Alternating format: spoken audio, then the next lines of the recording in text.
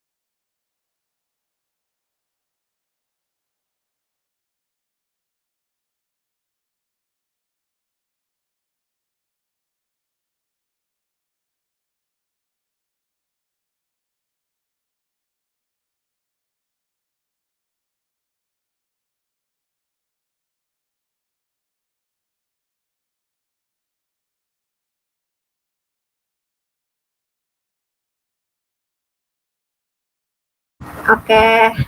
Assalamualaikum warahmatullahi wabarakatuh. Di sini saya akan mempresentasikan mengenai paper berjudul The Role of Iron Hydroxide Precipitates in the Passivation of Chalcopyrite During Bioleaching. Next.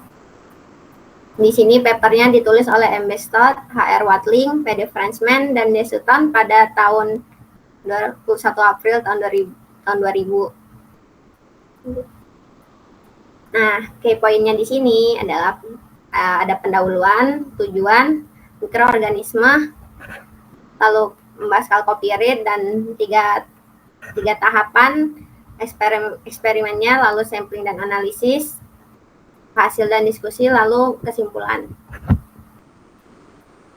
Nah, di sini dijelasin dulu mengapa chalcopyrite itu penting untuk dilakuin bioleaching. Chalcopyrite itu hampir seluruhnya digunakan proses konsentrasi dan peleburan yang menghasilkan recovery hingga 99%. Tapi di situ tuh ada produk sampingannya yang menghasilkan sulfur dioksida yang merupakan emisi beracun. Nantinya emisi beracun ini akan meningkatkan, lebih memperketat peraturan dari pemerintah atau legislatif. Maka dari itu, penelitian dan bioleaching teknologi berfokus pada penelitian mengenai pengolahannya. Misalnya pada bioheat leaching dan damp leaching dapat menghasilkan 25% dari produksi tembaga biasanya. Lalu recovery tembaga itu bisa mencapai 70-90% yang didapatkan dalam 150-210 hari. Namun recovery tembaga itu akan lebih rendah ketika dilakukan pelindian. Nah, pada penggunaan bakterinya itu seperti misalnya Thiobacillus ferrooxidan dan Sulbacillus thermosulfida oxidan, biasanya itu dapat mengeluarkan 10-21% tembaga yang berada di dalam chalcopyrite dengan kondisi aerobic oxidation dengan ferrous ion dan sulfur sebelum tembaga itu terlindih. Nah, untuk persamaannya bisa dilihat di sini. Ini pertama tuh kita menggunakan ion Fe untuk mengoksidasi menjadi Fe3+. Ini kita gunakan bakteri. Lalu nanti ion Fe3+-nya ini akan melindih CuFS2 atau chalcopyrite menghasil yang akan yang akan mendapatkan produk ion Fe2+ lagi dan Cu2+ dan sulfurnya. Sulfurnya ini akan diubah oleh bakteri menjadi SO4-2- dan H+. Dapat dilihat juga pada sebelah kanan ini, sebelah kanan ada mekanisme tiosulfatnya yang nantinya akan menghasilkan SO4-2- dan H+.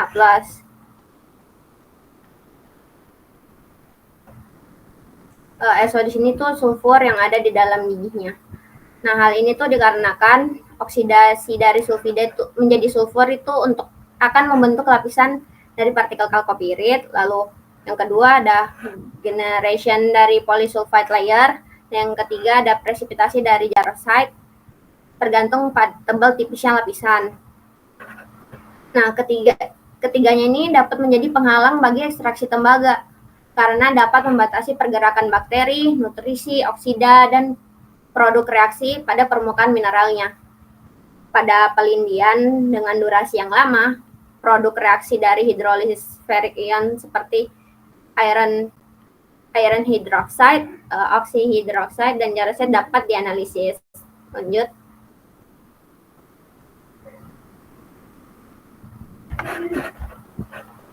Misalnya pada reaksi ini tuh terbentuk jarosite dan asam atau H+. Di sini reduksi bakteri ini akan mereduksi mineral dan endapan berbasis besi, terutama di lingkungan anoksik dengan pH netral. Ketika terpapar pada kondisi yang membatasi oksigen atau ketika sumber energinya itu mudah teroksidasi udah habis, bakteri itu mulai mereduksi besi. Bakteri pereduksi besi itu akan menggunakan ion besi sebagai terminal elektron aseptornya sambil memperoleh energi dari anorganik atau organik lainnya. Namun ada beberapa contoh yang membahas tentang reduksi besi dalam kondisi asam, misalnya dengan menggunakan bakteri S-ferroxidan, Thiobacillus thioxidan, dan Sulfobacillus acidocaldarius. Atau juga ada member dari genus Acidiphyllum, dia itu mampu mereduksi besi 2. Tapi ada juga moderately thermophilic acid seperti sulfidooksidan, Sulfobacillus acidophilus. Lalu ada juga acidimicrobium ferrooksidan. Itu tidak hanya mereduksi ion besi di lingkungan anoksik, tapi juga bisa mereduksi beberapa mineral yang berbasis besi juga. Terkhususnya pada acidophilus ini, itu mampu mereduksi jarosite, ferrihidroksida, dan giotid ketika ditumbuhkan atau dibiarkan dengan gliserol sebagai sumber energi dan karbonnya. Next. Sehingga tujuan peneliti melakukan penelitian ini tuh pertama untuk menguji pengaruh presipitasi jarosite dalam bioleaching kalkopirit. Yang kedua itu untuk menentukan apakah di antara modera termofilik seperti termosulfidooksidan atau Sulfobacillus acidophilus, acidimicrobium ferrooksidan sini dapat menghilangkan presipitasi iron hidroksi dari permukaan kalkopiritnya. Lalu yang ketiga itu ada untuk mengetahui jika laju pelindian itu dapat cepat seperti pada awal percobaan melalui reduksi iron 2. Jadi lanjut. Lalu di sini mikroorganisme yang kita gunakan itu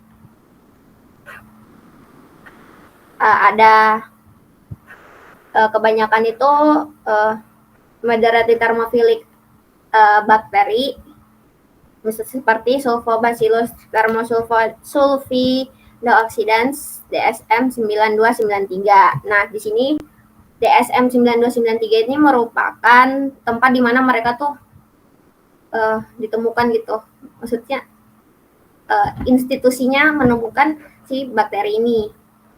Dan dia tuh ditumbuhkan dalam kondisi dan nutrisi medium seperti dalam NH42SO4 3 gram per liter, MgSO4 7H2O 0,5 gram per liter, K2HPO4 0,5 gram per liter, KCl 0,1 gram per liter, CaNO3 2 kali ada 0,01 gram per liter dengan pH 2.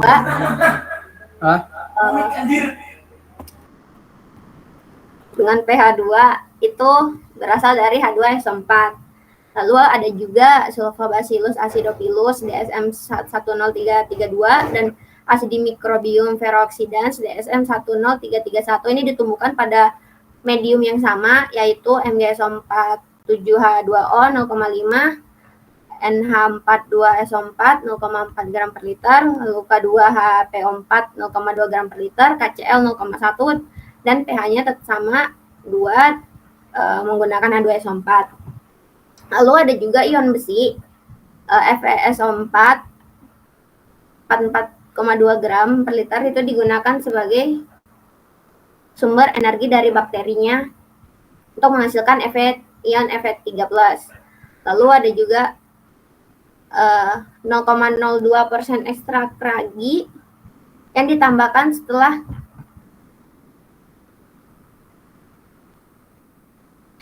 melewati membran ukuran pori 0,2 mikrometer ke dalam kedua media.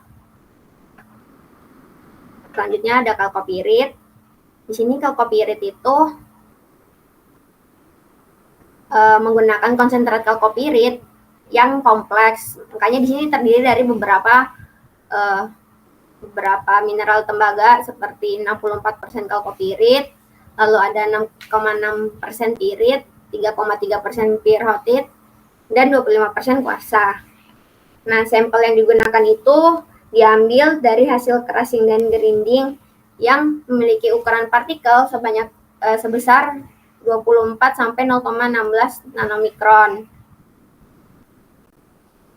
Mikrometer.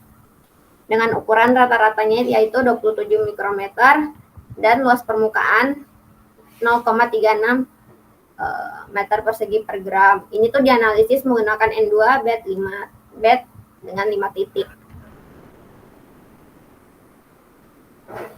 Selanjutnya di sini ada eksperimental dengan menggunakan percobaan 3 tahap. Percobaan ini tuh dirancang dengan tahap pertama yaitu tahap biooksidasi awal yang melibatkan pelindian kalkopirit dan pembentukan jarosite. Bisa dilihat pada tabel. Boleh enggak?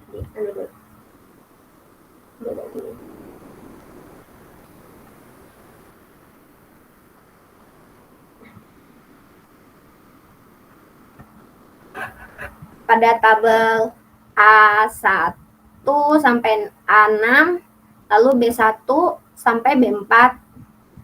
Lalu ada tahap kedua yaitu bioreduksi Fe3 atau di mana di sini kita ngelakuin pelarutan jarosite-nya. Di sini menggunakan tabel A1 sampai A4, lalu B1 sampai B2.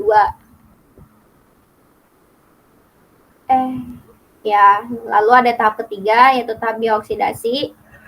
Tahap biooksidasi yang kedua di sini dilakukan pelindian kalkopirit dan pembentukan jarosite.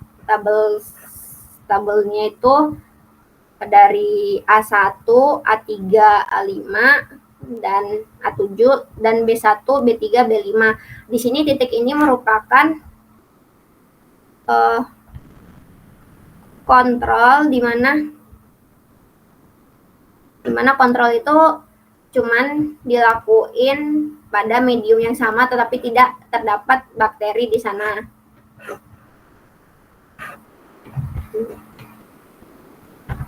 Nah, di sini untuk yang tahap pertama itu biooksidasi pertama di mana konsentrat kalkopirit yang telah disiapkan diganti oleh ion besi sebagai sumber energi pada tahap biooksidasi awal. Lalu konsentratnya nanti di autoclave dengan temperatur 121 derajat Celcius dan tekanan 220 kilopascal di bawah nitrogen selama 20 menit sebelum digunakan. Lalu di sini ada bakteri Sulfobacillus thermosulfidooxidan. Itu dilakukan kultur dalam inkubator lingkungan dengan temperatur 50 derajat Celcius dan kecepatan pengadukannya itu 160 rpm dalam Erlenmeyer. Dan selari konsentrat itu sebesar 3,5%. Biooksidasi nantinya dihentikan setelah 600 jam, di mana laju pelindian itu akan melambat. Dan residu padatnya nantinya akan disaring dan residunya akan dikeringkan pada temperatur 30 selama 24 jam. Lalu ada yang tahap bioreduksi, di mana media nutrisinya tadi yang sebelumnya. Nah, di sini mikroorganismenya pada medianya itu untuk Acidophilus dan Ferrooxidans-nya nanti digunakan untuk semua spesies bakteri. Soalnya pada tahap bioreduksi ini ada yang menggunakan tiga strain bakteri atau 3 jenis bakteri. Bisa dilihat pada tabel A1 sampai A4-nya. Nah, di sini ada 3 sampai 2. Lalu mikroorganismenya nanti diinokulasikan ke dalam botol Scott kedap udara yang berisi sekitar 8 gram residu kalkopirid dari tahap bioksidasi sebelumnya dan 200 ml media nutrisi anaerobik yang mengandung gliserol. Gliserol ini disediakan sebagai sumber energi dan karbon untuk bakteri. Lalu botol-botol inkubasi pada temperatur 45 derajat Celcius dalam inkubator lingkungan. Nah, tahap bioreduksi ini tuh akan dihentikan ketika laju pembentukan ion besi itu menurun. Nantinya residunya juga akan disaring lalu dikeringkan pada temperatur 30 derajat Celcius selama 24 jam. Yang ketiga ada tahap bioksidasi, di mana tahap bioksidasi kedua ini dilakukan sama seperti tahap bioksidasi awalnya, namun kita tuh di bioksidasi kedua ini kita menggunakan residu dari tahap pertama dan residu tahap kedua yang telah dikeringkan tadi. Ada juga yang dilakukan ferric ion oxidation of massive chalcopyrite. Ini tuh merupakan pengujian independen yang dilakukan secara disendirikan gitu untuk mengetahui apakah permukaan chalcopyrite itu terlapisi dengan endapan hidroksida tanpa bakterinya. Misalnya nantinya sepotong kecil chalcopyrite itu akan diionisasi dengan ion besi yang konsentrasinya 0,1 dalam medium sulfat pada temperatur 65 derajat Celcius selama 24 jam sambil diaduk. Dan ternyata didapatkan permukaan chalcopyrite itu menjadi terlapisi endapan airan hidroksinya. Pelindian ion besi ini dilakukan dalam nantinya ini akan dilakukan dengan uji SEM di slide selanjutnya. Lalu masuk ke sampling dan analisis. Di sini untuk analisisnya kita menggunakan spektrofotometri, ICP-AS, XRD dan SEM-EDS, lalu ada Malvern Masterizer. Yang pertama itu spektrofotometri itu untuk mengetahui konsentrasi ion besi yang berada dalam larutan.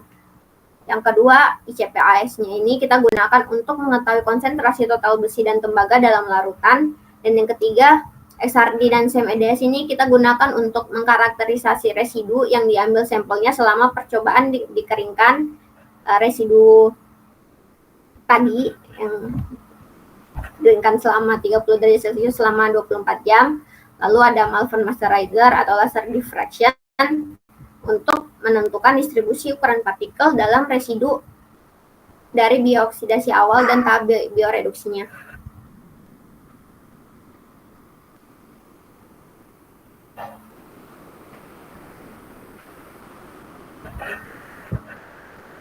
Lalu lanjut ke result atau hasilnya.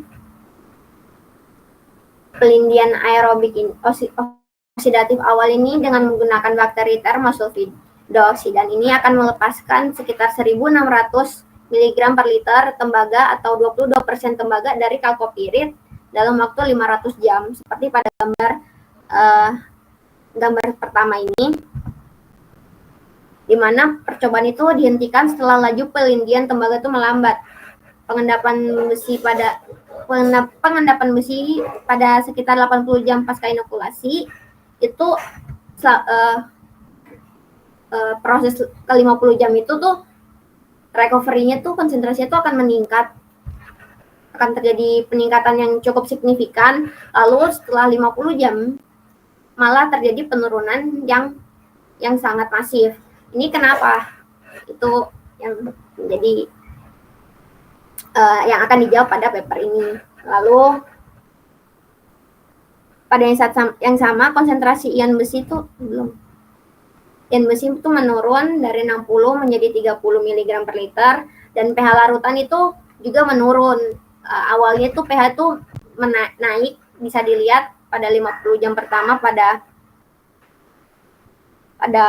kotak putih itu ya, itu awalnya naik lalu menurun. Penurunan pH ini menunjukkan perubahan aktivitas bakteri dari oksidasi ion besi yang dominan. Reaksi yang mengkonsumsi asam pada reaksi persamaan pertama tadi menjadi oksidasi sulfur, sebuah reaksi yang menghasilkan asam pada persamaan ketiga tadi.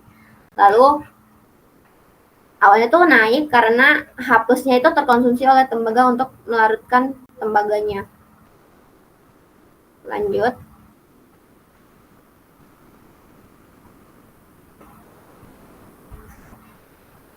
Ini pada kontrol yang tidak diinokulasi, konsentrasi ion besi total dan tembaga itu tidak meningkat di atas 180 mg per liter atau sekitar 2% Cu dari kalkopirit.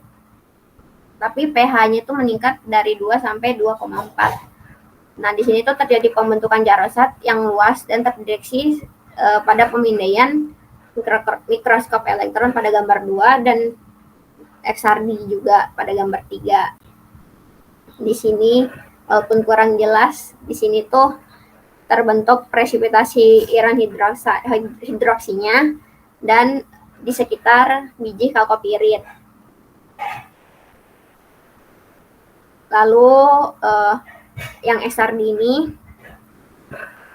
di situ pada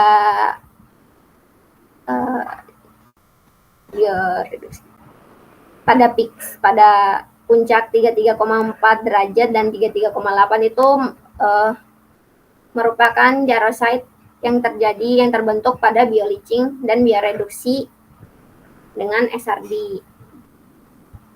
Nah, pengujian independen itu yang dilakukan tadi pada media ferric sulfat itu menunjukkan bahwa endapan jarosite dapat sepenuhnya menutupi permukaan kalkopirit dan mencegah pelindian lebih lanjut. Bisa dilihat endapan hitam di sekitar biji kalkopirit itu merupakan jarosite yang mencegah terjadinya pelindian. Lanjut. Nah, di sini adalah reaksi pembentukan jarosite pada yang bawah ini. Di sini ada yang bolak-balik, ada juga paper yang mengatakan bahwa reaksi pembentukan jarosite itu nggak bisa terjadi sebaliknya. Itu saya belum nyari lagi, mungkin kalau teman-teman ada yang bisa bantu jawab ya. Lanjut. Nah, pada tahap bioreduksi ini besi 3 dalam endapan direduksi dalam labu yang diinokulasi dengan Acidimicrobium dan kedua sulfobacillus, menghasilkan 950 mg per liter ion besi dalam larutan pelindian selama jangka waktu 700 jam. Sebaliknya, ketika hanya ada 2 strain bakteri saja, diperlukan waktu 1200 jam untuk menghasilkan konsentrasi ion besi yang sama. Jadi lebih lama jika hanya 2 strain bakteri saja. Nah, selama periode yang sama ini sulfur direduksi menjadi hidrogen dan semua tembaga yang larut itu diendapkan sebagai tembaga sulfida yang tidak larut. Bisa dilihat dalam karakterisasi pelindian itu mengindikasi hilangnya jarosite secara signifikan sebagai fungsi waktu juga pada gambar 3 yang analisis XRD tadi. Nah, karena keberadaan termosulfiotsidans ini merupakan satu-satunya perbedaan antara kedua labu. kedua Erlenmeyer, maka disimpulkan bahwa strain termosulfidooxidans ini merupakan kontributor utama terhadap percepatan laju produksi ion besi dan reduksi sulfur menjadi sulfida dengan konsekuensi pengendapan tembaga sulfida. Nah, setelah di reintroduction kondisi aerobik, termosulfidooxidans ini melindungi 12% lebih lanjut dari tembaga dalam 300 jam dari residu kalkopirit dari labu tahap bioreduksi dengan 3 spesies bakterinya. Coba ini. Hal ini tuh menunjukkan adanya peningkatan 4% dari kontrol atau residu yang diperoleh dari labu bioreduksi yang tidak diinokulasi. Sedangkan labu yang diinokulasi dengan acidophilus dan ferrooxidans ini pada tahap bioreduksi itu akan melepaskan konsentrasi tembaga yang kurang lebih sama dengan kontrolnya. Nah, peningkatan 4% ini dicapai selama oksidasi ulang atau reoksidasi bersama dengan produksi ion ferrous selama tahap bioreduksi, sehingga menunjukkan bahwa termosulfidooxidans ini mendominasi reduksi ion besi selama tahap 2 atau tahap bioreduksi. Lalu lanjut.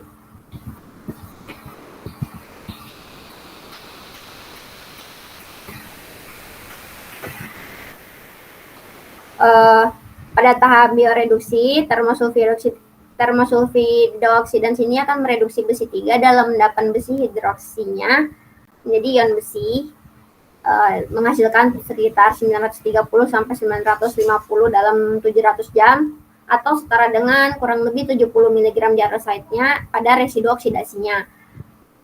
Hal ini tuh diperkirakan dari perbedaan konsentrasi tembaga dan besi dalam larutan pelindian yang memungkinkan pelarutan pirhotit secara menyeluruh bisa dilihat pada analisis ekstrak di gambar 3 tadi, dan bahwa sekitar 100 mg jarosite itu dihasilkan selama oksidasi awal kalkopirit. Hal ini tuh sesuai dengan reduksi 71% besi 3 yang membentuk endapan jarosite. Next.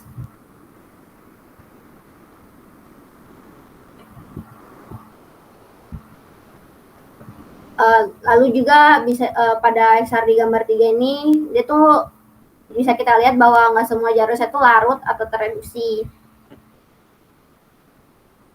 Lalu lanjut analisis ukuran partikel dari sampel slurry tahap bioreduksi.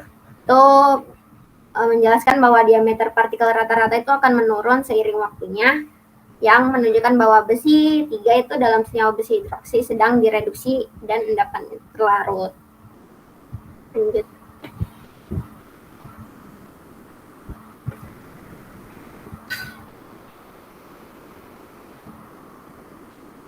Lalu perbandingan hasil yang diperoleh dari perbandingan hasil yang diperoleh dari 2 percobaan bioreduksi itu mengarah pada kesimpulan bahwa ferrooxidans atau acidophilus itu berpartisipasi dalam reaksi yang menghasilkan perbedaan, khususnya pembentukan hidrogen sulfidanya.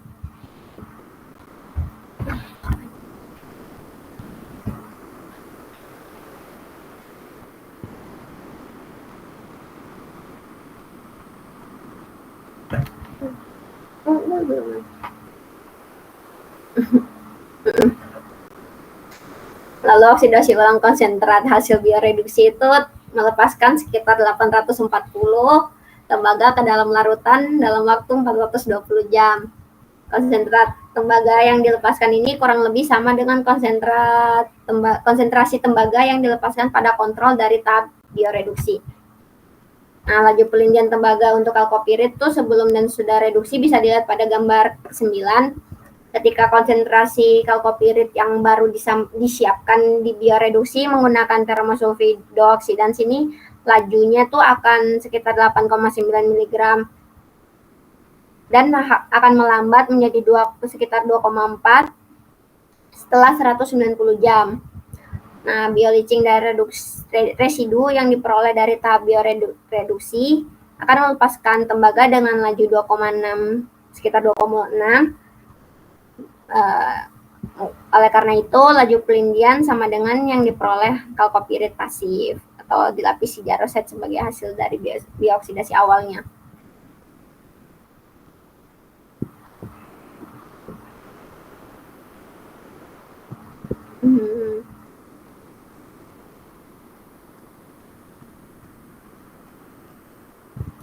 Coba sebelumnya.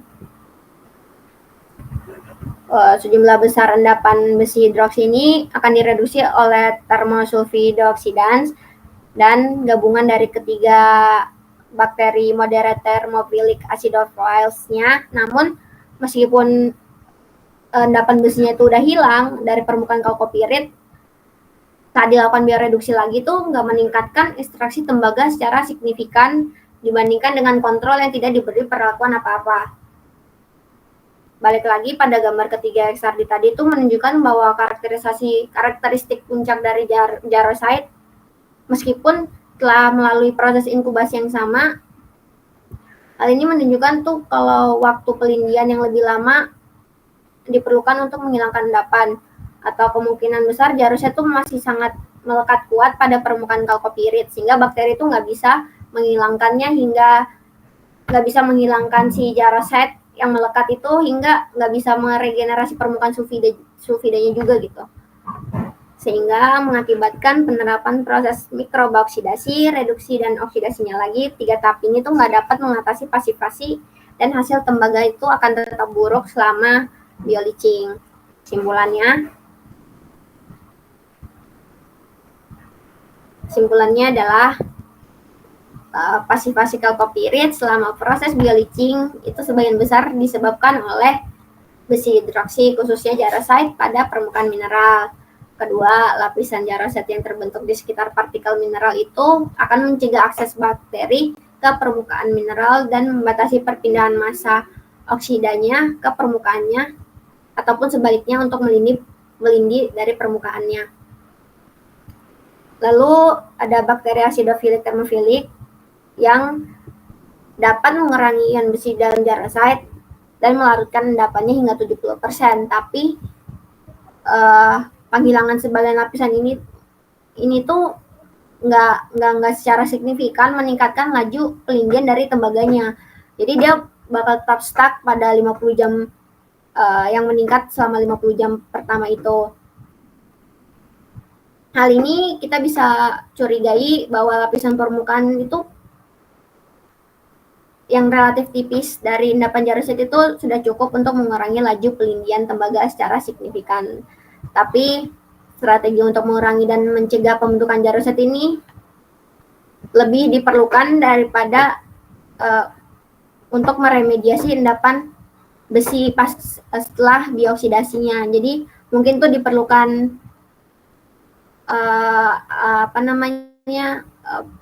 treatment untuk mengatasi atau mengurangi sedikitnya terjadi pasifasi saat dilakukan bioleaching kalkopirit menggunakan moderate thermophilic bakteria. Jadi jangan setelah dilakukan bioleaching baru kita melakukan perlakuan, tapi harus sebelumnya kita lakuin perlakuan dulu, lalu agar pasifasinya itu berkurang seperti itu. Oke, terima kasih teman-teman atas perhatiannya.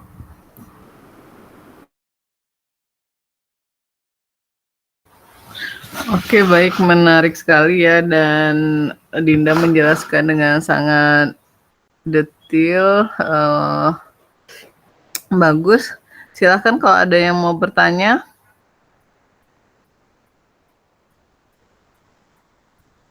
Ada yang mau bertanya atau udah clear semua ya? Udah dijelasin sama Dinda ya? Ya bagus sih menurut saya, review paper itu emang gitu ya, kita mau mendalami dengan baik apa paper yang kita baca. Kalau kita nggak paham kita bisa baca cari informasi lain dari sumber lain sehingga kita benar-benar paham dengan baik apa yang direview yang dijelaskan sama paper tersebut. Ada pertanyaan? Oke, nggak ada kayaknya udah paham ya Dinda ya. Sekali lagi terima kasih Dinda, terima kasih teman-teman yang lain. Karena waktunya juga sudah habis, kita tutup ya. Silahkan dilengkapi bagi yang merasa ingin memperbaiki lagi. Kemudian nanti habis UTS bisa divideokan ya. Kemudian nanti dikumpulin sekalian sama Word-nya. Habis UTS saja nanti kabarin saya lagi. Dan saya mohon maaf kalau ada kesalahan atau kekurangan dalam saya menyampaikan materi atau hal-hal lainnya. Kita masih bisa didiskusikan lain waktu. Nanti setelah UTS akan dilanjutkan sama Bu Zendi ya.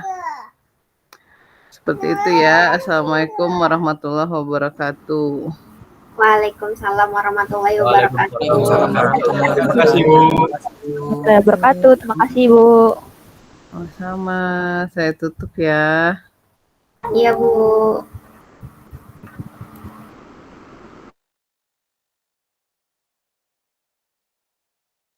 Mbak Lulu bohong nih, Mbak Lulu nih sengaja diem-diem lu.